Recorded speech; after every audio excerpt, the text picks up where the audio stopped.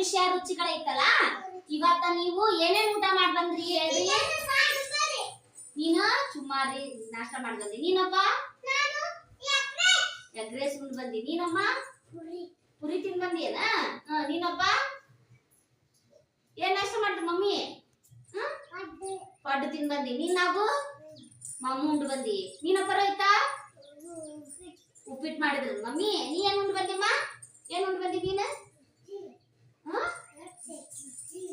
ಉಪ್ಪಿಟ್ಟು ಉಂಡು ಬಂದಿ ನೀನು? ನೀನೇನ್ ಉಂಡು ಬಂದಿ? ಪುರಿ ಉಂಡು ಬಂದೇನ? ನೀ ಊಟ ನಾಷ್ಟ ಮಾಡಿ ಬಂದ್ರಲ್ಲ ಸೂಪರ್ ಇತ್ತಾ? ಹೆಂಗಿತ್ತು? ರುಚಿ ಹೆಂಗ ಅನಿಸ್ತು?